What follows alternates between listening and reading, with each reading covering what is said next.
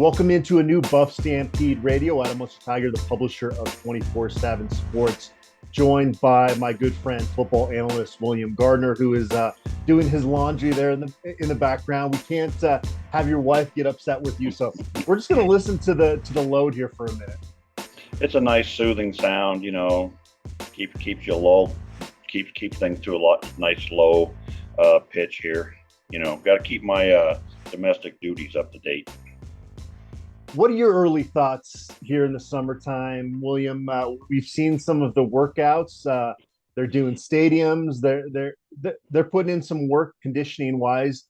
You can tell which guys took their conditioning during that May break a little bit more seriously, huh?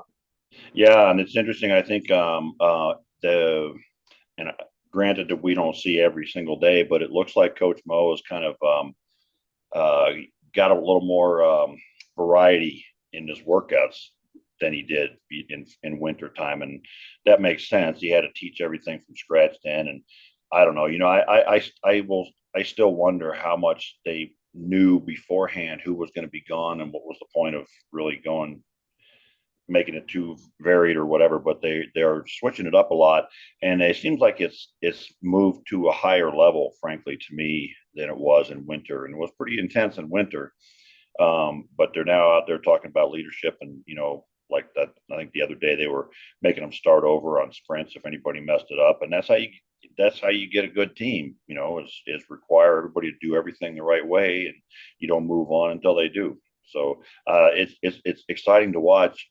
I know we say the same thing every year. Hey, best workouts in history. All I know is when you look at that group of dudes out there, there's some big damn guys out there. I mean, some big freaking guys. They at one point panned across all the offensive linemen. I thought, son of a gun, man. Look, I don't know if they can play a lick, but man, they block out the sun. Yeah. And Savion Wilkerson just pops up and starts working out with the team. Right. No announcement that he's coming. And this is a first team all SWAC selection last year, had more than 1,300 yards of offense.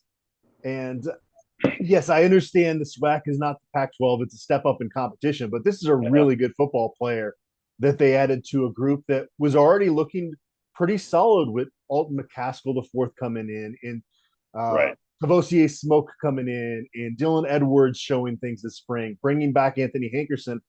Wilkerson all of a sudden makes that a group where you go, wow, okay. They're pretty loaded there, and you've got Charlie Offerdahl in case of an injuries start to pile up there. That's a good looking group. And they got three guys that got some really nice size on them too. I mean, it's McCaskill, right? The running back. I saw that guy, and before he turned around, I saw the back of his shirt. I saw, who's that outside linebacker? Who's that defensive end right there? That's a big dude. I mean, we haven't seen a guy like that. I guess Vickers, Lawrence, or Chris Brown, guys like that. But Christian Powell. What? No. Well, I guess he wasn't very long. He was more compact, Christian Powell, but he was bigger back. Chris Brown. Yeah, I know. But you're asking for bigger backs. I'm saying Christian Powell. Oh, yeah. Well, I meant guys that don't fall down the first time somebody touches their shoelace. Wow. Okay. All right. Back on track here. So the running back room looks to be fortified at this point. What are the question marks? I think tight end at this point, maybe even inside linebacker from a body standpoint. Now, tight end is not quite as dire as maybe you would think, given that I don't think this is going to be the focal point of the offense. And Elijah Yelverton came in from Iowa and is pretty much a scholarship guy as a walk-on. Now, you do need to, I think, add another body to that group, but I don't know. When you bring in Giovanni Antonio at 6'4", 220 to replace Seydou Traore, that fixes some of the big target issues on offense. And he's a much more physical guy of that size than Traore was, as is apparent by early workouts. But yeah, it still remains to be seen to me how much they use the tight end, and frankly, how much we can draw from Kent State last year to what we see this year. Because watch that film from Kent State last year; they really didn't use the tight end all that much, except as almost an additional lineman. So we'll see what they do. And I posted this morning that you know uh, they've filled every other spot on the team. And I didn't know if they would be able to do that. I kind of feel silly now. I'm worrying about it a few months ago, but it just sort of feels to me like if they'd wanted to fill tight end, they would have filled tight end. So, Well, yeah, there were some guys that they targeted that went elsewhere, and they still actually are looking yeah, around. So yeah, it's not quite set there. Uh, I would imagine everybody just watched the last couple minutes and is screaming at whatever device they're watching or listening to this on and saying, "What about quarterback?" I yeah. don't know. I don't know if they're going to bring in another quarterback. Well, what are you going to do? I mean, it's a difficult situation, and you're not going to bring in anybody that's a starter quality guy to be the backup. And if you're bringing in a backup quality guy, how good is he anyway? And do you just want a warm body there? I don't know. I mean, maybe, possibly, maybe you want to walk on, um, which also remind. I don't know that there's an answer to that, and you just got to kind of ride with what you got this year, and fingers crossed and hope for the best. But it also makes me wonder about that. I don't know if you saw the video of Coach Prime and Coach Sal asking for walk-on defensive tackles. That was interesting too. Yeah, yeah. You need practice bodies and you Yeah, need quality bodies because you can't just invite anybody onto the team because then I equate it to uh, my mediocre high school basketball career where my right. coach said, "Hey, don't go play pickup against bums. You're gonna Yeah. pick up bad habits. So you got to have some quality guys in there, and yeah, you want to get a lot of reps in there. Well, and also for practice, when you're in practice, your defensive line coach has to send some guys over to work with the offensive line. And you don't want to send over a bunch of stiffs so that the offensive line doesn't get any better. Meanwhile, Sal wants to keep with him the guys he thinks are going to be playing a lot. So I imagine that's really what it boils down to. So if we're gonna do a keys to every football game this season, it's pretty clear. Number one on that list is Shador Sanders staying healthy, right? I mean that if you're not going to bring in another quarterback, this season really hinges on them being able to keep him active. I don't know about that. I watch this offense, and it's a very quarterback friendly offense, and nobody wants to put a true freshman out there. But every single season recently, it seems like somebody's got a true freshman that comes in and looks really great, right? Well, we don't want to go with that guy, but if there's ever this is not last year's offense where even John Elway wouldn't look good in it. This is an offense where a young guy could actually do pretty well, and Lewis understands play calling in a way to make it easier for a young guy. And then again, it all depends on what you're looking for. I mean, I don't know if you're thinking 8 wins, then yeah, probably we need to have Shadur there the whole season. If you're Even trying to get, 6 wins, you need I Shador don't I don't think 6 is as hard as people think it is to get. with this It's schedule. no, I don't care. I don't care about this schedule. You look at this schedule and there's 6 wins on it. There's 7. There's 8 wins on it. And I With think Shador Sanders at quarterback. yeah, yeah. Well, I don't know. I think I have a lot of faith in Lewis and this offense. This offense, to me, from what I watched from Kent State, is a very proficient offense, and it's not one of those ones where you got to have an all conference level quarterback. I don't know. I mean, it looks to me like it gives them an opportunity to get the ball out fast to a lot of guys. And quite frankly, it appears to me to be a run first offense. So I don't know. I have good Yeah, coaches but over. yeah, I don't think the problem though is you saw this last year with Colorado when they didn't have decent quarterback play. You couldn't run the ball because other teams would just stack the box, right? I Well, don't but know. that I get what you're saying, but and I love Ryan Staub. I think he's a great fit for this offense. Case and Wiseman, I haven't seen him yet, so I don't have much of an opinion there. But like, when you just saw the overall operation of the first team offense this spring versus the other groups, it was just on a different level that uh, I don't know if it's fair to ask a true freshman like you had to do last year with Owen McCown. I don't like that. well, I don't. Nobody likes it, but like I said, every year you see somebody come out and do it really well, and I just got to push back a little bit and say, look, the problems last year were not just because our quarterbacks were no good; it's because our coaches were no good. And they didn't know how to call plays, and there was no offensive scheme to speak of, really. I mean, they thought there was, but there wasn't. And this thing's a whole different thing, and people need to realize that coaching makes a difference. And I think that. you know, uh, our freshman guys this year may well be better than what we had at quarterback last year, but nevertheless, they're going to have better play calling and they're going to have far better weapons that are going to be put in places that actually make sense. People run down, the receivers that were here last year, but they were given schemes that are stupid. It's like the true offensive play calling. You want to put guys where defensive guys are not. And last year is like they said, "Hey, find a safety and run right at him, would you?" And then we're going to try to throw you the ball. So I think it's going to make a huge difference. I'm not saying I just don't think the wheels are going to come off if Shadur goes down. I think that this coaching staff is too solid and too veteran, and I think that Lewis and O'Boyle know this thing and they know what they're doing in a way that we haven't seen probably since 2001, maybe. Today's episode of Buff Stampede Radio is brought to us by Macaulay Capital, Fractional CFO Services.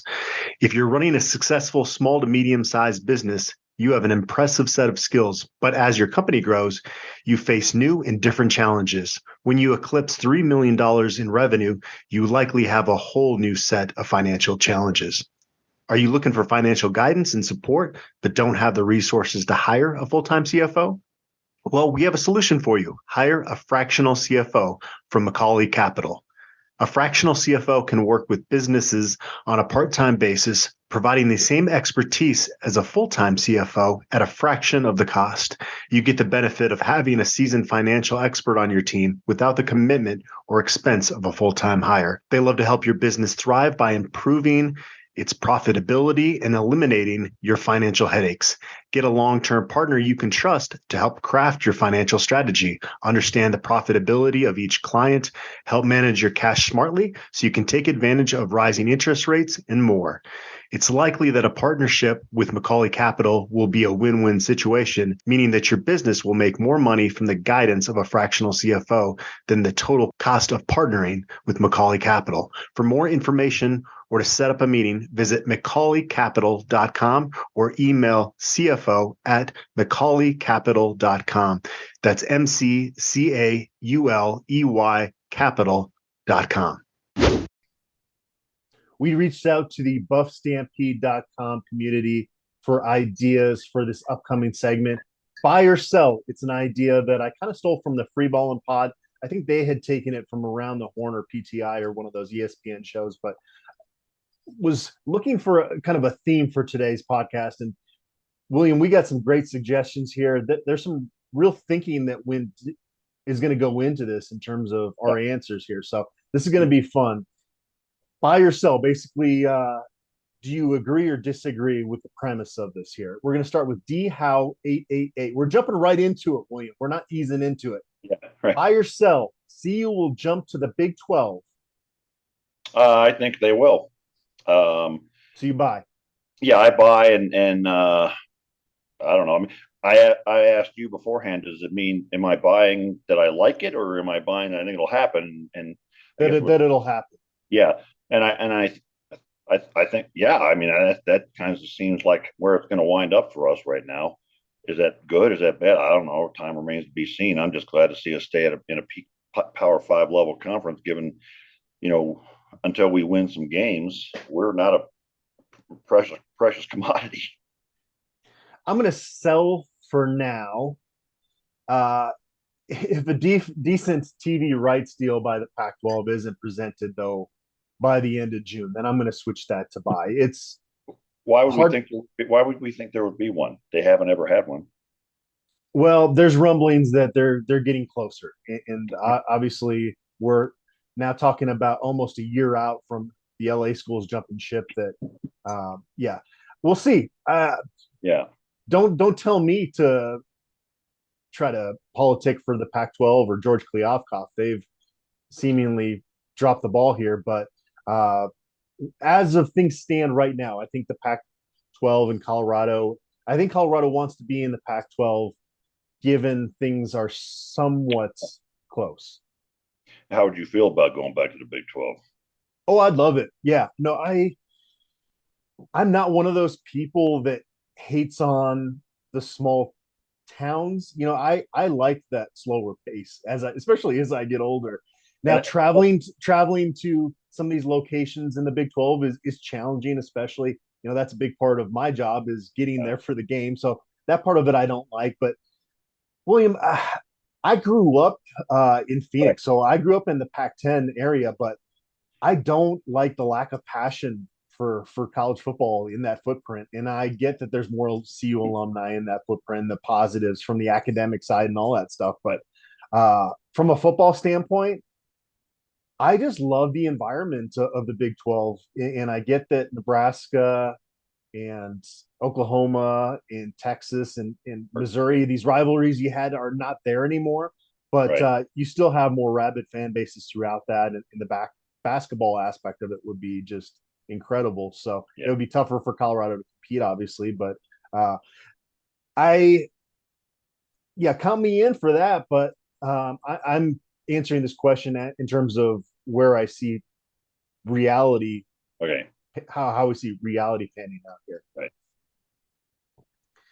All right. Idiot clown, buy or sell. Oregon and Washington's demands for unequal revenue will be the actual cause of the breakup of the Pac-12. I'm going to go first here, William. I don't know how closely you've been following this, but I'm going to go sell here. That was a concern at one point during the last 11 months, but it doesn't sound like Oregon and Washington are actually going to be demanding unequal revenue beyond potential college football playoff revenue down the road. In the past, college football playoff revenue, which there hasn't been a whole lot of that for the Pac-12, has been split up among the schools. Going forward, it sounds like that would not be the case. But NCAA tournament revenue is still expected to be evenly distributed. So Oregon and Washington seem to right now want to keep the Pac-12 together in terms of how they're operating. Yeah, I would sell on that too, but for a slightly different reason. I agree with your reasoning, but I think, it's like if the Pac-12 breaks up, it's because the LA schools are gone. I mean, the LA schools, I don't know, for most of my lifetime, were the Pac-10, Pac-8, whatever they started out as, and Pac-12. And without USC and UCLA, it really is not the same conference that it ever was. So if it breaks up, it's because they left, first of all, and then everybody else is trying to find a place to survive, I think. So we'll see what happens.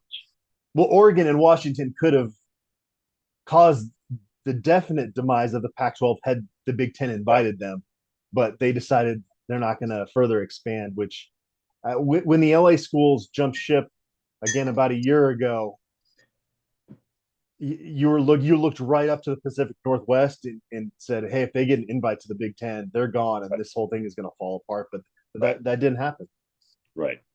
And I don't think there's, outside of those schools, there's not a whole lot in the Pac-12 that's really probably very attractive to other conferences. Maybe the Arizona schools. I don't know. Movie buff, buy or sell. CU as a bowl team in 2023. Absolutely, I'm buying that. Okay. And I'll tell you why, because I think I'm probably going to pound this into the ground. This podcast, we have good coaching, and it makes a darn difference. And I don't think that the schedule, I don't think all the teams that are on that schedule that people are raving about are all going to be as good as people think they are. I think some of them are going to be that good, but I think others are going to drop back to reality a little bit. And I think some others weren't that good to begin with. I don't think Washington State's all that great. I don't think that either the Arizona schools is unbeatable. Cal and Stanford aren't that good.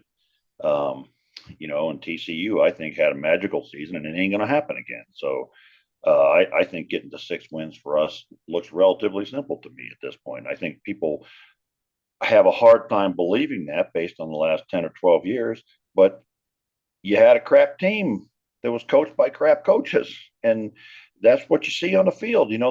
Those coaches couldn't match up or get their team. They didn't prepare guys well. They didn't develop guys well. They didn't have good schemes, and everything I've seen. So, it remains to be seen. We haven't seen this staff coach anything yet, but everything I've seen so far, they're hitting all the buttons and they're doing all the right things. So I think we're going to do that. I think we're going to surprise a lot of people. I don't know where we'll end up, but I think we'll get 6 games, 6 wins for sure. Do I have to answer this, or can you go on to the next one? No, you got to. Everybody got to pitch in, man. I We don't held it. know. I am as much on the fence as you can possibly get right now between 5 and 7 wins, uh, and I was joking with somebody the other day. Just saying that will have one person say that I'm a hater, and Right. another person say that I'm a homer. Like it just Yeah. this is such a strange It's weird, isn't time it? for CU football. Yeah. There's no question that there's more talent in the roster, but Yeah. it's new and it's a new scheme. And yeah, that it is such a tough schedule. I don't know what to expect in terms of I, a win total. I think when It, if you say 5 to 7 wins, 66% of that is bowl eligible. yeah. Well, here's one thing that I'm going to say bye. And right now, I guess I'll say I have a prediction of 6-6 in mind. And I looked at the eligibility chart this morning for Colorado, which kind of breaks down this team position by position, class by class. And there's been so many times that Colorado's like at that 85 scholarship mark or even a couple above it, and you look across it and you go, there's massive holes here and here. Gosh, this is a real concern if one guy gets hurt. Right. Right. There's question marks with this football team, no doubt about it. And if Shedeur Sanders goes down, I'm very concerned about this Yeah. team. Uh, but there's not that many holes, like glaring holes. You look at it, Yeah. positions like running back and safety, they're just there's like 3 or 4 or 5 guys you feel really good about at a lot of these spots. Now Yeah. the D line I don't quite know about. I don't Yeah. know what the ceiling of the O line is at this point, quite Right. how deep that group's going to be. So many question marks, but just this team from a talent standpoint is quite a bit better than we've seen here in Boulder Yeah. recently. And I was going to turn it around just slightly and say, uh, at almost every position on the team except quarterback, it's not entirely clear who the starter is.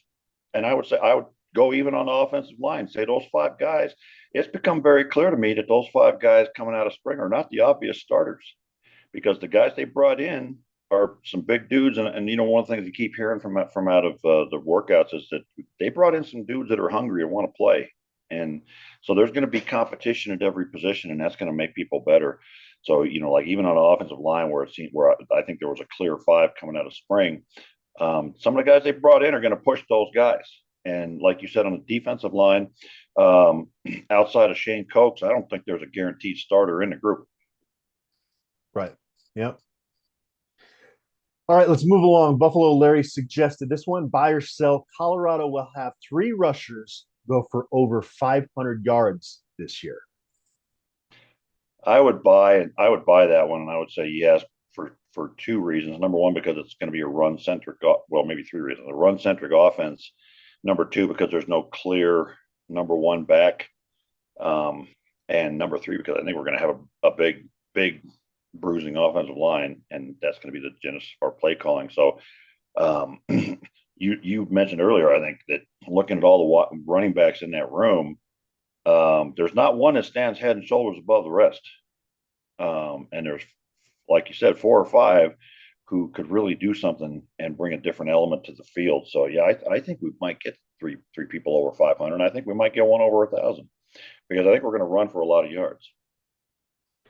Yeah, I did some research on this one actually because I didn't quite know how I was going to go. I'm going to go sell, and it's more from a history standpoint.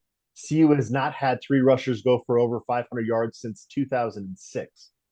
And that was with a run first quarterback, Bernard Jackson. So you got to go all the way back to 2001 since they had 3 actual running backs go for over 500 yards in a season. And, that's a position where guys get banged up, but you can't predict injuries in mid-June. But, you'd have to have those guys stay healthy. And then also Coach Flea has mentioned that he does want to kind of have a feature back that he kind of gets rolling and goes with a little bit. So, yeah, I don't know if there's a back that's head and shoulders above the rest. And I think there will be guys that are in that, 300, 400 yard category, but to get 3 over 500, that's actually a little bit more rare than maybe it sounds.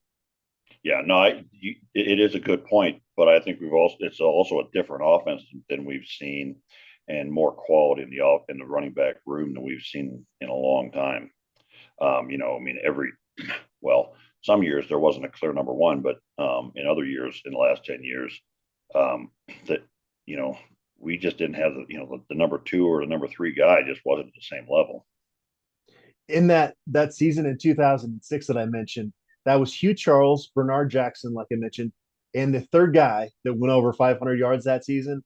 This is a name from the past, William. Mel Holiday. You Oh my remember god, him? no. So Mel Holiday Really? transferred in and he earned the nickname the Welder. No joke. He went back home one summer to work as a welder. He had a bunch of children and was like trying to financially make money for them. Awesome, but that's why he couldn't be around during summer workouts, is because he Oh was my god. welding. So he came back and he was actually a fun running back to watch for a Yeah. year. That season was very forgettable. 2006. Oh Two gosh. and ten season with a lot of heartbreaking losses. Uh, Hugh Charles was kind of an underrated back. Yeah, I thought so. He had some speed and some nice size, and I don't know, it just wasn't what you'd think is your feature back. I think though. In 2001, of course, the last time three running backs did that, Chris Brown, Bobby Purify, and Cortland Johnson, just randomly ran into Bobby Purify not too long ago. So Oh no. yeah, he's still in Colorado. He's still doing some semi-pro football too. So Oh goodness. Wow. I can barely get out of bed Right. at my age. That's pretty impressive that he's still doing Yeah. that. Yeah. Crazy. Movie Buff had this suggestion: buy or sell. Shador Sanders finishes fifth or higher in the Pac-12 in quarterback ranking. I'm assuming this means quarterback rating, right? Is that how you take it? Yeah. Well, I mean, yeah. Rant, or does he mean by? Well, who knows? I mean, does he mean yards thrown for? We'll just call it rating, and Okay. and I don't know the rate. I think the rating system is so complicated. I'm not even 100% sure what the heck goes into it. But if we were to say, what about? I don't know if we said uh, top five. Well, I'm gonna go this way. I'm gonna say sell because I don't know what the hell he's asking for. But I do I think Do you think Shador Sanders is going to be one of the top five quarterbacks in the Pac-12 this year? Let's go yes, that way. yes, Okay. I do. I buy that. And I think that he has demonstrated his ability to play this game. And I know everybody, well, it's not the Power Five. I don't care, whatever. The There scheme. will be some learning moments in there Yeah, for sure, right? yeah. I mean, we got to at least admit that. Well, yeah, I don't know. He's got 2 seasons of playing college football, so maybe he has not gone against a quality level of defensive backs and offensive line that he's seen at the other level. But he's also Isn't got there's a certain muscle memory and hand-eye coordination and just reading defenses that maybe a throw that he got really comfortable with that at that level is just not going to work with DBs that can close on it faster, right? Would be an example I well, would use in terms of, maybe, but hey, then but maybe you make that throw, make that mistake once or twice, and then Shador Sanders is a super smart quarterback that's not going to do that again. But there might be those learning moments early on. yeah, but he also didn't have anybody at Jackson State like some of these wide receivers he's got now who are going to make a quarterback look really good. Like who are we just talking about? The big kid. That guy's going to muscle up and body over some people, and Travis Hunter is going to make people look stupid. And so I think that there are trade offs that are in his favor, and it's not just he just came from Jackson State. At the end of the day, there's something about a quarterback that's successful that is that it factor, and he's certainly got it. And he's been massively successful as a starting quarterback in college for 2 years now. And to for people to write it off as saying, "Oh, well, it's not Power Five," I think is uh, misguided. All right. Yeah, I mean, if it was not for the fact that Caleb Williams and Bo Nix and Michael Penix Jr. and Cam Rising were all coming back at the conference, I would buy this, but I'm going to sell it for now. And you've got guys like Jaden DeLora and Cam Ward that have Pac-12 experience. I have said that I expect Shador Sanders to rank sixth in the conference in terms of quarterback rating, ranking, however you want to put it. So that's kind of where I'm at there, but it's close. I do have very high expectations for Shador Sanders, and I think that he is such a smart quarterback that when he makes a couple of those mistakes, he's going to catch on really quick at this level.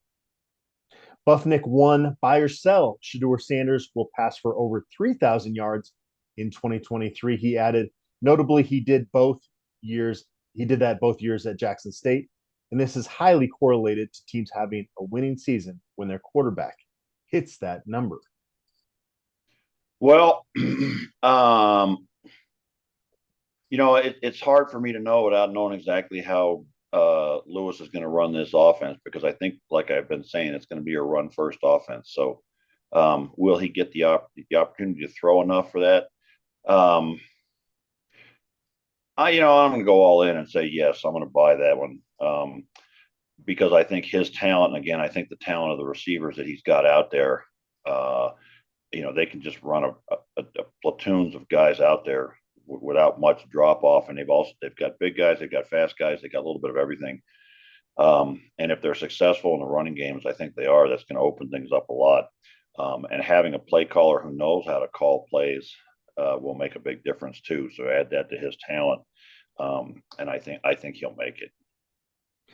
I'm going to buy this one. Steven Montez threw for more than 2,800 yards in each of 3 seasons in non-bowl seasons at CU between 2017 and 2019. And Shedeur Sanders is a better quarterback. Yes, they are going to run the ball a lot, but this is also an up-tempo scheme, which means you're going to run more plays. You look at Shedeur Sanders threw for 7,000 yards at Jackson State in 24 games. And some of those were lopsided scores late in Jackson State's advantage. So, he would maybe not throw as much in some of those games. Now, the Pac-12 is going to be tough for competition. I think that kind of offsets a little bit.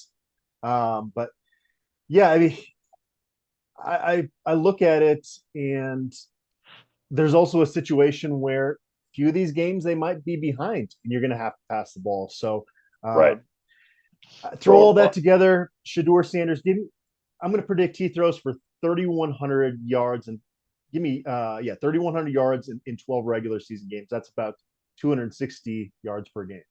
Yeah, and as Buffnick points out, that's highly correlated to having a winning team, and so I think that speaks well for our possibilities this year. Got another one with Shedeur Sanders here from GoBuffs88. Buy or sell, Shedeur Sanders sets a CU record for passing touchdowns this season. Now, Cepho Lufount owns that record with 28 passing touchdowns. He did that back in 2014.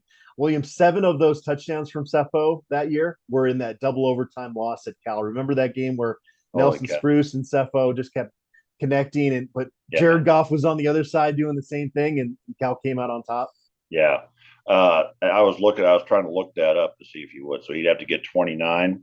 I think that's a stiff. That'd be a lot of. I'm going to sell on that one. I think that's a tough one to reach. Like you said, it took a magical game for Cepho to get that. Not that we were really a wide open passing offense that season, but that's a tough one to reach. I'm going to buy it, but it's going to be close. Shedeur would have to average 2.5 passing touchdowns per game in 12 regular season games to surpass that record. He averaged 2.9 passing touchdowns per game at Jackson State. Again, there might be some games where CU has to come back, in games, and I don't know. I think it's going to be close, but give me him like getting it by like 1 or 2 this year. When you break it down in terms of average per game, it sounds a lot easier. I fully expect there'll be some games where there are 3 or 4 or 5 even touchdown passes. Right? I wouldn't think more than once or twice, but I think there'll be multiple TD pass games. But in reality, he'll probably miss some series here and there, whether it's by injury or as you say, either we're up a lot or if we're behind a lot, he's going to throw a lot. But I don't know. I think it's a tough number to reach. Otherwise, it wouldn't be the record, right? Somebody else would have reached it. Well, CU also hasn't had a quarterback drafted since 1997, so that's part of it. And the game has evolved, so like all these passing records are pretty recent. You had Cody and then Cepho and then Steven kind of back. It was like the next passing quarterback. it's too bad Shador Sanders is not going to be around for more than a couple of years because I mean he would just rewrite Steve's passing Yeah. record. Yeah. All right, another one from Movie Buff. Buy or sell, Xavier Weaver finishes as the receiver with the most catches, but not the most yards. I'm going to sell on that, not because I have any doubt about Xavier Weaver. I just think there's so many weapons in that wide receiver room. I can't even begin to prognosticate who's going to come out as the leading guy. I think I would go so far as to say I think that um, Horn ends up with the most touchdown catches because of his what he showed us in spring. But who has the most catches? Man, I couldn't begin to take because they're just I couldn't tell you who would be the starters at this point. Well, I think right now you'd probably say Xavier Weaver, Jimmy Horn, and Travis Hunter are going to be pretty close. Yeah. In terms of their receiving stats, right? And so it's kind of who do you like most out of that group? And you've got some other guys. I mentioned Javon Antonio and a lot of really talented young receivers. Amari and Miller's made some plays early on this summer. But I think Weaver, Horn, and Hunter are kind of the main three guys you look at here. Again, I think it's going to be close. I'm going to sell. And yeah, I think Jimmy Horn is going to lead the team in receptions and yards, and then Hunter with receiving touchdowns. And I know your rebuttal would go, well, Xavier Weaver and Jimmy Horn played together at USF, and Weaver had slightly more yards last year. But I don't know. I just have seen a mentality out of Jimmy Horn since he's been on campus that has really impressed me. He was the first guy to earn his number. You see him out there this summer. He's leading that receivers group. And I expect Xavier Weaver to put up big numbers in this offense. But I just, right now, based on what I've seen, I want to buy stock in Jimmy Horn Jr. Not that I'm selling stock in Weaver, but for this question, I'm going to go that direction. Well, and I would also make a pitch for Javon Antonio because with his body size, he's going to be a nice safety valve because he's gonna okay, look, if he's your third or fourth, even maybe even receiver, and he's going to match up on some safety or some linebacker or even a nickelback, that's going to be stupid. And with his body size, he's going to be a guy where Shadur's got pretty darn good accuracy. You don't need as good accuracy with a guy that big. So I think there's a real possibility that Antonio could become, not to say a possession receiver in the traditional sense, but a safety blanket that Shadur can see him out of the corner of his eye, and that's where I can go if nobody else is there. Every summer there's like one guy that maybe we didn't expect to be a stud that kind of emerges. Doesn't it feel like Javon Antonio might be slowly kind of easing into that? I shouldn't say slowly. They've only been on campus for a couple of weeks, but does it feel like the buzz is kind of building with him? Yeah. Well, that one play in that one video, I'm sure you saw where he came off the line and just basically jacked that kid like he was an offensive tackle. I was like, wow, that's a different kind of receiver. Are you throwing a flag if you're an official in that situation? I don't know. I don't know. I think it's kind of like close. One time, I remember one game where the defensive end was God, what game was that? It might have been an NFL game. Defensive end was crying to the ref about how you got to flag that quarterback for unnecessary roughness, and the ref said, "Are you kidding me? Get out of here!" But then again, there were times, quite frankly, where I told my guys, you know what, you tee off and you get a flag, and then we're going to settle down because we're going to send a message that this is how we're going to play the damn game. And if you don't want to be out here, get off the field. So, if he was to go out and do that to somebody, maybe he gets a flag on that play. But I tell you what, that defensive back got that in the back of his mind that this is not a guy to be messed with. No doubt. Nick Brax 31 had this suggestion for our buy or sell segment. Buy or sell CU as a top 6 offense in the Pac-12. Absolutely, yes. I'm buying that. And I guess I'm sounding like a Lewis groupie here, but I just love this offense, man. I love what it looked like at Kent State, and I love that he's got his offensive line coach that he's been with for 5 years. And I love the talent we've put into it. And I think this thing's going to click. As you said, Jimmy Horn Jr., I think he's going to do special things this year. I think Travis Hunter's a freak, a ridiculous kind of, uncoverable guy almost, really. But I also think that this running game is going to be revved up and be pretty special as well. So I believe that entirely, and I think really the question for the year, success wise, will be the defense. Yeah, I mean, I don't disagree with. I'm a big Sean Lewis fan, and I like a lot of the talent they brought in. There's a lot of already established, well-powered offenses in this conference. To finish top half in the first year of Sean Lewis, ah, gosh, William, they were so bad last year, and I Well, get that and the let me entire let me team is like different now, but oh, goodness gracious, let me throw this out there too, because all those other stinking offenses got fat off of us for at least one game, and I don't think they're going to get that this year. I gotta sell here. I gotta see it on the field first. I gotta see Yeah, it on that's the fair. field first. All right. T'Challa 93, buy or sell. Travis Hunter plays roughly equivalent snaps at receiver and cornerback. I'm going to sell on that, and only because there's too many variables involved, I think, and too many other guys at those positions uh, to say one way or the other. I do suspect that he's not going to come off the field much, and just, if that means one side or the other more than the other, I don't know about that. Um, uh, I think he's a generational talent in the defensive backfield. Is he that at wide receiver? Don't know yet. He, he is. Okay, well there you go. I mean, I absolutely agree with I mean, like in terms of pure receiver, I mean, him and Paul Richardson are the only thing like that I could put at the top in terms of what I've covered. I wasn't around with Michael Westbrook and those guys. Visca was just a different animal, right? He's just right. a physical specimen type, but Right.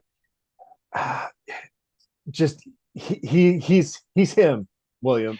Yeah, Travis and Hunter is yeah. legit. You don't have to Well, question whether he's an elite receiver. He just is. okay, well, yeah, and his ability. Well, I mean, I guess I'm thinking like Coach Prime was talking about him as a top half of the first round draft pick, and so I think certainly as a defensive back, he's that. Is he first half of the NFL draft in first round as a wide receiver?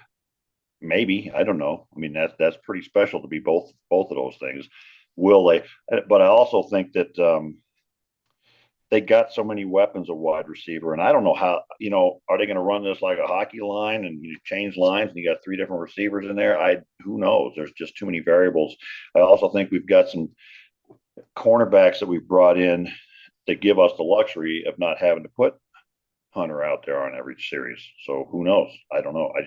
I just don't know how they're going to regulate that. But it brings up another quote from Prime. He said, I don't regulate that.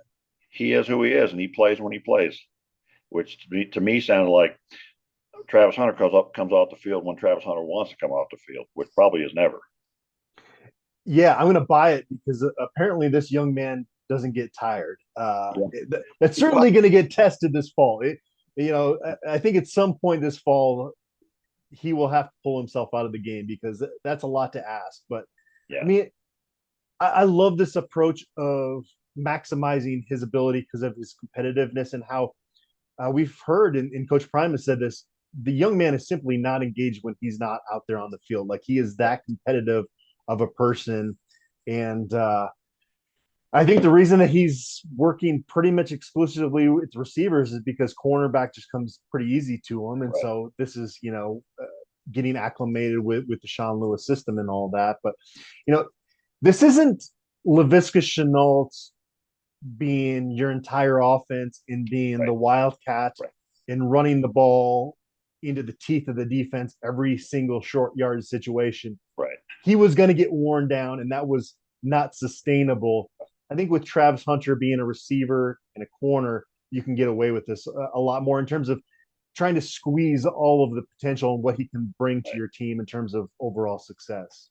Yeah, and I think you can use them. You can almost spot them in on defense against whoever their best receiver is, and say, look, here's the defensive scheme. You got him. Everybody else does something else.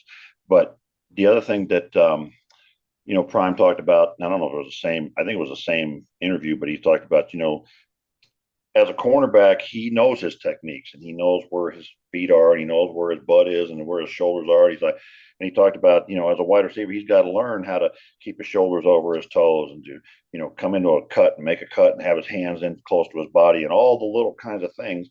And I don't think people, unless they played at a higher level or coached or whatever, really realize all the little tiny fundamental things at every position that make the difference between, like you get the NFL, right? And the guy that's great and the guy that's average NFL, the difference is not that it's that. And this guy has all the technique or what have you. Even the guys with the most talent. You watch, if you take it to the offensive line perspective, I was talking to somebody about what's the difference between Nate Solder and David Bakhtiari. Well, Nate's a ridiculous. I mean, he is the ultimate offensive line athlete, whereas David Bakhtiari from day one in this program was a technician and just knew technique down to the last bone. And for Travis Hunter to learn that, if he learns that a wide receiver, man, he's going to be something. Ryan J 112111. That's a lot of ones, Ryan. Yeah. Buy or sell. Travis Hunter truly plays both ways. It has 6+ touchdowns. That's easy.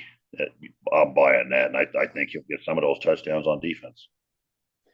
Yeah, I'm going to buy that as well. Let's move along. Ugly Rats. Buy or sell. CU will have somebody with more than 7 sacks this year. Oh, please God, yes. I'm going to buy that one. And I think early money would be on Dominic, I think. But, man, some of these guys they brought in, wow. I think for the first time in a long time, I can't even think when the last time we will have guys on either end who can be a threat, which makes it easier for both of them because you can only scheme to one of them. Yeah. Most offenses, you can only scheme to one of them. Either you go away from them or you block towards them or what have you. But when you got the kind of guys we have brought in the last 3 months, well, I think we might get more than one guy get 7 sacks this year. I'm going to buy it. It's close, but yeah, Jordan Dominic had 7.5 sacks in the SEC last year. So, okay, I'll say buy here. Who do you think is the last CU Buff to have more than 7 sacks in a season? Well, the obvious answer is Jimmy Gilbert, but I'm guessing that's wrong since you asked me the question. Hold on, let me think about it. Well, yeah, in full transparency, I thought the same exact thing until I researched it. Mustafa Johnson actually had 8.5 in 2018. See, if you would have given me a second, I was going to come up with that name. Honest to God. See, now you can look. People can call me a liar, but you had to jump in. Sorry. That's who I was going to come up with because, okay, it's not like it's a huge. He would be the only other choice, right? Yeah, right. Well, Carson Wells had, I think, over 5 one season.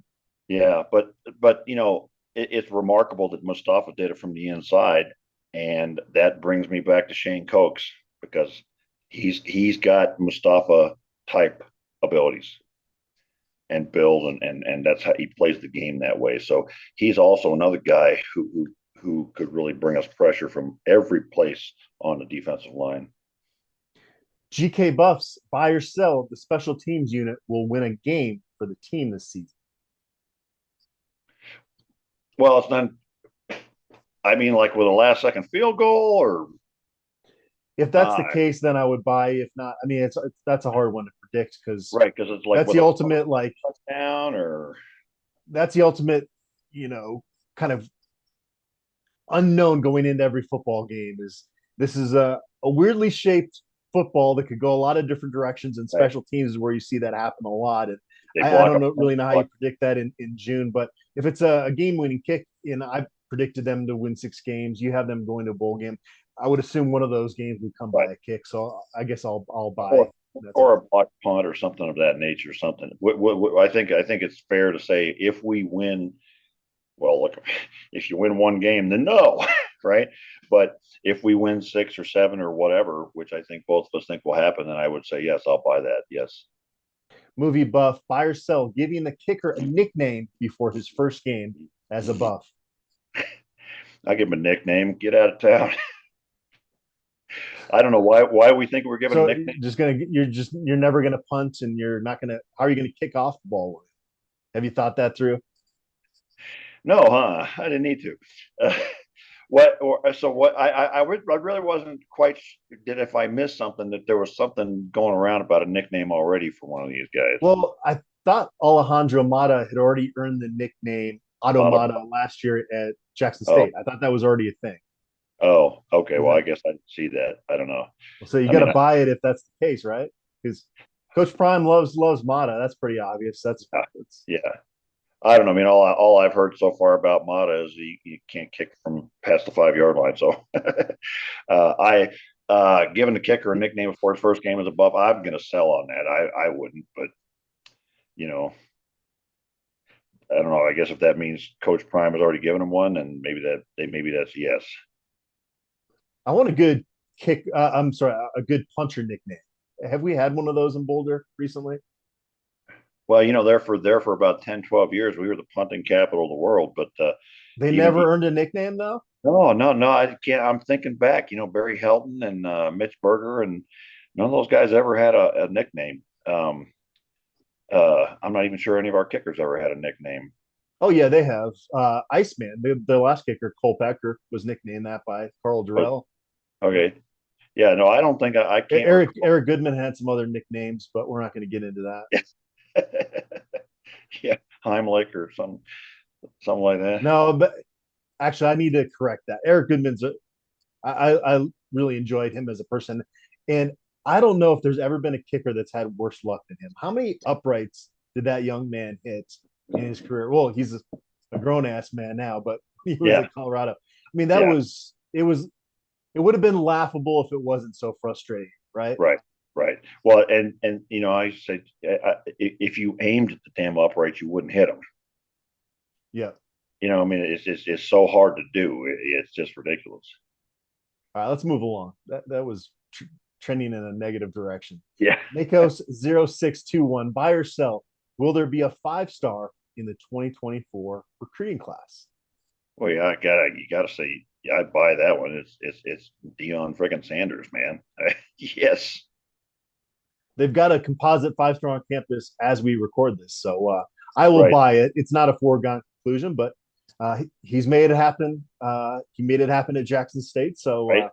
And yeah, and two of them coming here already. So it's not like it's a huge stretch of the imagination. is that on a timer over there? Your light? Oh, I don't know, because that's a different computer screen, and Okay, it okay, just if I'm not using it, then it gets times itself out. okay. Max Buff 07, buy or sell. CU versus Nebraska will have the highest television ratings of CU's regular season. I did some research here. Do you want me to jump in here real quick? Yeah, yeah, I'm going to sell it because CU at TCU on September 2nd is on Fox Big Noon. And in that time slot, Virginia at Tennessee is the only other Power 5 versus Power 5 matchup. When you look at the CU Nebraska game, which is also on same time slot, you've got a lot more competition there for viewership. You've got Notre Dame against NC State, you've got Utah at Baylor, and Purdue at Virginia Tech. So yeah, the fact that there's a lot more other Power 5 versus Power 5 games going on at the same time when CU's playing Nebraska makes me sell that because yeah, it's going to be a lot of eyeballs on that CU at TCU game. yeah, So that's going to have more viewers. yeah. And I'm going to sell that for a similar but slightly different reason. Is that you know, okay, look, let's be brutally honest. CU and Nebraska, we both stunk the last 10 years, and nobody really cares. I mean, we are rabid about it, but outside of Boulder and Lincoln, nobody really cares about that game. The TCU CU matchup is going to be big for two reasons, and nothing bigger by a long way than because it's Coach Prime's first game, and it's against a returning playoff team, and it's like you said in that time slot where there's no other competition. I think everybody's going to be checking in, and for both things. I mean, some people are going to check in to watch Coach Prime fall on his face. hoping for it or expecting it, whatever, right? And others like us will watch to see him win, right? But I think it's going to be. I think all the media is going to be all over that game to see what happens when Coach Prime finally plays his first game at the Power Five level. And so I agree with you. I buy that. I sell this notion, but I think TCU by far will be our highest rated game. You are underselling the intrigue, though, of the Colorado Nebraska game a little bit, in the sense that Nebraska, you can say what you want to about them, but they've got a national following, and Colorado now has a national following. And you've got Matt Rule, and I think actually I'm going to throw a question your way, is saying some things that are going to catch headlines probably leading up to that game. So Yeah. I hope he keeps running his mouth because that is so good for this game. It's so Yeah. good. Well, and it just amuses me how sort of Coach Prime, all these guys running their yaps, and he's just kind of like, who said what? Who's that guy? Does he do something? And not insincerely either. Sincerely, like that guy's irrelevant to me. So, but I don't imagine that that doesn't mean they won't use it as a motivational tool. Matt Rule did have kind of one complimentary comment. He said that he walked in on one of the recruiting weekends when the visitors were playing video games and Deion Sanders was on the video game, and he was kind of saying, how do I compete with that, right? Right. Yeah. Let's stick with the Nebraska game here, William. Fight CU 14-14 had this one. Buy or sell. Nebraska has 30% or more fans in Folsom Field on September 9th. So 30% of the whole stadium is how we're taking that, you think? I would buy. Sadly, I'm going to say buy because they always do. I mean, until it doesn't happen. Always. They find a way. Right. Doesn't happen. When it doesn't happen, it'll be the first time it doesn't happen. Even during the great years in the 90s, when we play those idiots in Boulder, it'd still be, a lot of red in that stadium, even when we're ranked number one. So that's just what they do. They're maybe I'm going to get in trouble for this, but they're locusts, man. They come and they eat all your corn and then they fly back home. Oh, I love you on Nebraska. It's my favorite part of this podcast. So back in 2019, the last time they came in, I thought it was hard to gauge because red just stands out so much more. Right. True. But if I had to be honest about it, I really did feel it was pretty 50-50. Now, there's some people that thought it was more than 50%, and I think that goes to the red standing out more. What did you think? You're not allowed to go to those games, all right? Doesn't your wife keep you away? That game I gave my ticket to Nippy's 13 and his wife, because I don't remember where we went. We went out of town, but I damn sure wasn't going to make sure any damn red clown was going to sit in my seat. So Nippy's came out from San Diego and sat in our seats. But what I saw on the replay on TV, it looked like it was more than 50% red to me. All right, now that I've got you revved up here with Nebraska, Aaron Lot 303 asked me a question, but I'm not answering this. I'm teeing this up for you, William. Here we go. He asked, how much enjoyment do you get watching Coach Prime live rent-free in the heads of Nebraska fans and their football staff? Seems like their new head coach brings up Prime either directly or indirectly every time he's in front of a microphone. What are your thoughts? Also, do you think RG and company have done a good job teaching Coach Prime, the staff, and players about our historic rivals and what these games mean? Do you know of any special things the department will do to bring this new team up to speed on the importance of that first home game? Thanks for all you do. To the last part there, I don't know if Rick George has sat down and talked with that, but that folks are already getting into all the new guys' ears about what this means. There's no doubt about that. They even at the where was it at the Memorial Day barbecue? Somebody showed up wearing a red shirt and they were giving them a hard time. So they're catching on to this. But to the first part of that, what are your thoughts on Matt Rule and Coach Prime living rent free in their heads right now? Well, I would say on the other thing, the last half of it, they've also had Cordell Stewart in the building. They've had Michael Westbrook in the building. They've had those old timers in there, and I'm sure that they've filled them in on all that. But as far as the other, anything that causes any kind of misery or misfortune to anybody associated with Nebraska is a joyful, happy thing to me. And so I hope the crops fail and the buildings fall in. But Wow, wow. I think it's funny that You're it does. taking money out of families now in Nebraska. That's where this is Well, going. I didn't make them live there. It's not my fault. Shall I start reciting things like when they kicked in our car window? But it goes. It runs deep for you. I know that. Yeah. Yeah, I think it is interesting to me that Rule does sort of seem to be fixated on whether it's CU or whether it's Deion Sanders. I don't really know, but he does seem to have it either forefront of his mind or somewhere in the subconscious where it keeps coming up, and it's kind of goofy. I don't know. He's got his own background and history that he could rely on, but maybe it occurs to me that maybe he's trying to do what Bill McCartney did all those years ago and build a rivalry that wasn't there and use that to motivate his team. I don't know. But some of the things he says are kind of comical, but then he also has come back and said very complimentary things about Coach Prime as well. I also think that they have to compete on the recruiting trail to some extent. So maybe he has to create some interest that way. I don't know. But it is kind of funny when every now and then somebody puts up all their ranting and raving on that Nebraska board about Coach Prime and how he's doing things and whatever. But there's also sort of seems to be a like what's the guy's name? Was it Narducci or at Pitt or whatever? Narduzzi. Yeah. Yeah. Narduzzi. So there seems to be there are always going to be people who want to pile on to say something negative about Deion Sanders. And I distinctly remember that all the way back when he was a player at Florida State, because he's just such a brash personality and that's going to rub some people wrong. So I don't know. I'm excited for it. I very much want to go.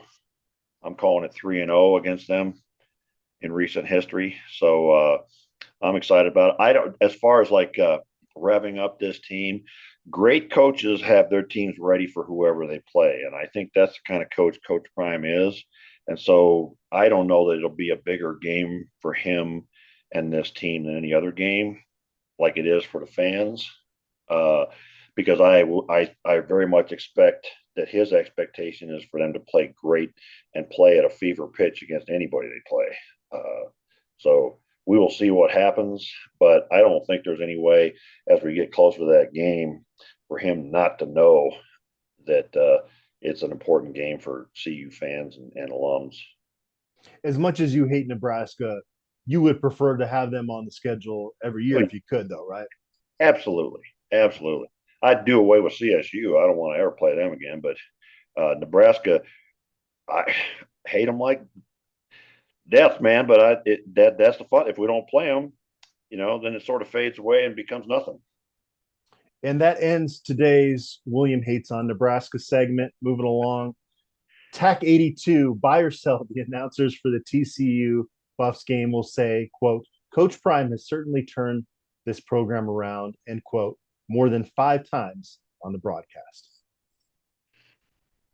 Well, I don't even know if we know who the announcers are going to be and what their tendencies are, but I think if I think we're going to win that game. So if that's the case, then they're going to say something of that nature, certainly more than they're not going to say those exact words, but they'll allude to the fact of, wow, this team compared to last year, so much better. So some kind of variation of that. Yeah, if they win the game and you think they're going to win the game, then you have to buy this. Yes, they will definitely do that. I expect them to be competitive in that game, but I still think, I think they will say something along those lines for sure. It's a 1-11 football team that ranked dead last in scoring margin last year. If they show a pulse in that football game, they will say that a number of times. Yes. Yeah. Peak View Buff, buy or sell. Buffs will have a top 20 high school recruiting class. I would buy that. Again, you just go back to Coach Prime, and man, salesmanship and recruiting is his thing, and so it would. I think that'll happen. I think they've finally moved past filling the roster for this year, and now they're starting to work on that recruiting class. And I think we're going to see more results to what we saw for transfer recruiting. Yeah, I'm going to buy it. I like them in kind of that 15 to 20 range. But I think they're going to be light on the number of high school signees again, which Right. again kind of makes it harder to climb up that. Which the reversal of that was they had the number one ranked transfer class, and they had so many guys, and that helped to that. Conversely, I think when you go high on transfers and lighter on high school, it's harder to rank high Right. in those rankings. Buff Bosco, buy or sell. Coach Prime is coaching the Buffs in 2028 when they visit the Swamp. Well, I would certainly love for that to happen, but 5 years is a epoch or an eon or something in coaching And that's lifetime. actually 6 seasons from now, yeah, because they haven't gone Yeah. through 2023. So Oh, right, right, right. that would be his sixth Yeah. season at CU. I mean, and quite frankly, it's rare for any coach to be somewhere 6 seasons under any circumstances. Um, my fondest heart's desire would be for him to you know, the next McCartney here, or maybe I should say like, Saban is to Bear Bryant at Alabama, right? And that he's here for 10, 12 years. But I can't buy it right now before we even play a season. So I had to sell on that one. And I'm not saying it won't happen, but it's just too far out and too many variables. Yeah, I'm going to sell it would be the same with literally any person in this job. Like you said, it just Right. 6 years is a long time in Yeah. coaching years. Dude, we were never better. Buy or sell. Colorado will upgrade the basketball facilities before a team, men's or women's basketball, reaches the Final Four. I mean, you got to buy this, right? I mean, reaching a Final Four is extremely, extremely, extremely difficult to do. Yeah. Yeah. I think the women's team might have a, shot at it, but, I don't know if there's rumblings of upgrading the basketball facilities or not. But I mean, in women's basketball, they're still the blue bloods. They're Right. still Right. UConn, and they're no, like just that would be incredible if that ever happens to either of those programs. You certainly, I can't sit here and predict that. Well, yeah, Right now, what you're talking about with the basketball, the men's basketball side is get past the first weekend, get to a Sweet 16. That's kind of right. the goal Right. right now. Right. And I think, but, I don't think the men's team will do it, but and we'll get to that in the next question. But the women's team, fluke teams get to the Final Four sometimes. Crazy things happen. Uh, is there talk in the works of upgrading basketball facilities? I don't know that. I haven't heard any rumor of it. It kind of seems like neither They're one of those. going to do some stuff, but yeah, there's not going to be a complete overhaul on that. But Right. they will get upgraded at some point. So, Yeah. I guess dude, it depends on how you define upgrade, I suppose. we were never better. Had another basketball one here. Buy or sell. Tadwell with a mere 1/3 of the money UConn and other blue bloods spend on men's basketball. Will they ever be an Elite Eight team? Is it fair to expect more on a repeat basis, knowing the spending? Well, I'm gonna push back against the premise, and I don't like the premise. And that's the only premise that we get on the board is that hey, we don't spend enough money, so Tad's the greatest coach that ever lived. And if he was only at Duke or Kentucky, he'd never lose a game. Well, I just don't buy it. I think he's a mediocre coach, and I don't think he'll ever get us the Elite Eight. It'd be like you said a minute ago. Really, the realistic goal for him is get past the first weekend and make it to the Sweet 16. And I don't think the money's got a darn thing to do with it. I mean, it's got something to do with it, but I think that's a cheap excuse to get him off the hook for not improving as a coach over the course of his career. And he is where he is, and he is what he is. And I think that there are a lot of structural reasons in the way he coaches and the way he recruits that are the reason why he doesn't go beyond where he goes. And I don't think it's because of and I know it's heresy, and I'll get yelled at by the usual suspects, but that's what I think. Fair enough. Yeah, I couldn't possibly disagree more. But that's fine. Like with the hardest Tadwell critics, and you might be part of that group as it sounds here. My rebuttal first on that would be do you think if you fire Tad Boyle tomorrow, you could find a better coach out there? Well, that's where it always ends up. I mean, that's where But the yeah, stops, because that's always the response everybody gives. And I'm like, well, I'm not saying fire the guy. I'm just saying I think he could do a lot better with what he has than what he does. And there are areas where he's not a good coach, and people that are I don't know, that are big Tad supporters, and I just think that uh, there's a lot more to be had out there. It's like, getting to the Sweet 16 is not about, if you get to where he's gotten before, it's not like he's losing to Kentucky or Duke or the eventual champion every year when he gets in there. He basically is a one weekend in the tournament and out guy when he gets there. And he doesn't get there as much as people think. And so then the other argument you always get is, oh, it's the best we've ever seen in Colorado. Well, just because we stunk for all of history, and he's better than everybody that came before him, doesn't make him great. But I'm not sitting here saying fire the guy, and I wouldn't say fire the guy unless they're going to pitch in like they did with football and get somebody like a Deion Sanders. yeah, that I don't know. I guess we'll close it here. I think they have a better chance of getting to an Elite Eight team, retaining Tad Boyle going forward, than if they fired him tomorrow. I guess is the way I'll end it there. We've gone so long here. We should actually spend more time debating Tad Boyle, because it would be a good back and forth. We agree on a lot of the football stuff, so it would be Yeah. fun. Yeah. But I mean, we've gone so long on this. And he also, I mean, he asked about the wins total. Do you want to do that one? I just really don't know. I'm so deep into the Yeah. weeds in football right now. Let's move Right. along to a Okay. few off-topic questions from Movie Buff. Buy or sell, Chipotle is the best fast casual Mexican food. Oh boy. I don't know. Well, depends on how you define Mexican food and fast and casual, I suppose. I mean, I like it. Uh, Is it your um, like? Would you choose it over Qdoba and Illegal Pete's? And I'm trying to think of some of the other ones that are. no, I don't think that I have a favorite out of them. I like them all, but whichever one's close, Chipotle seems to be everywhere.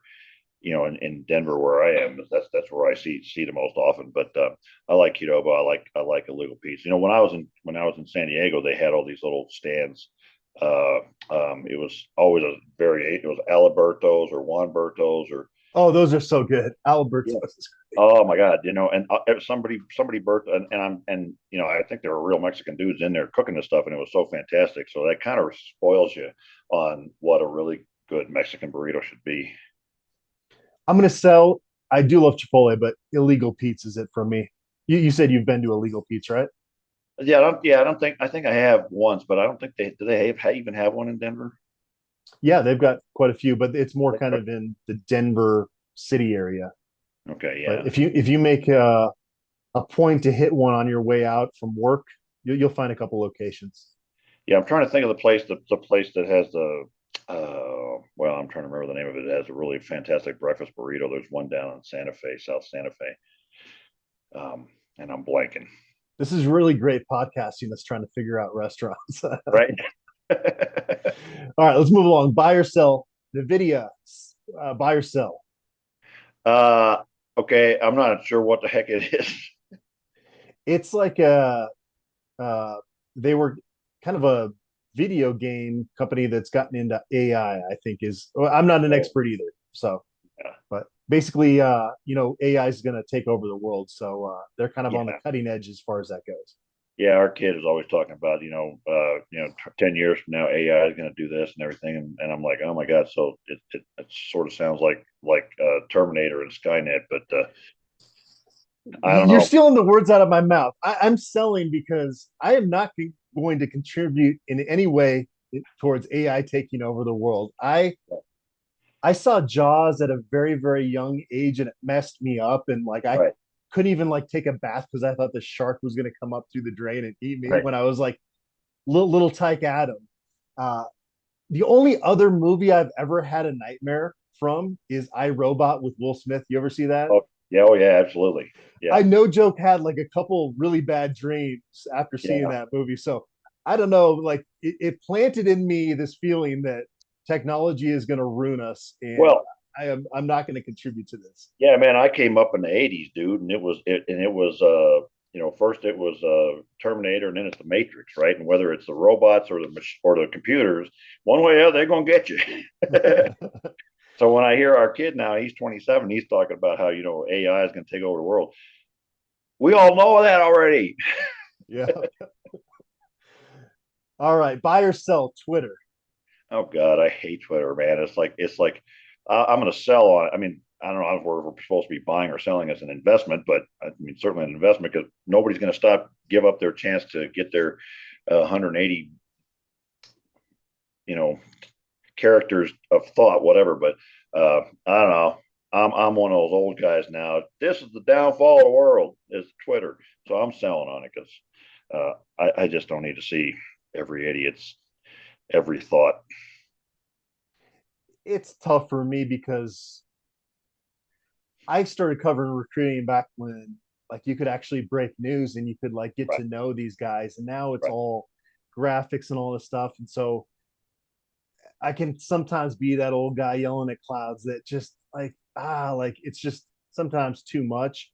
But I'm gonna buy Twitter. Like if I wasn't in this gig, I would love it because it really is. You can tailor it to what you want it to be. You can Yeah, true. follow the people that you want to get updates on, and so that I'm gonna buy Twitter as a concept. Just I Yeah, mean, there are some days, William, that I mean I am on my phone or computer way too much, and right. you're It's just crazy. not living life the way that we should as human beings. And again, old man yelling at clouds, but um, from an actual app standpoint, and you can tailor it to be a pretty darn effective news feed for yourself. So, Well, in it Hog 11? It always says curate your feed.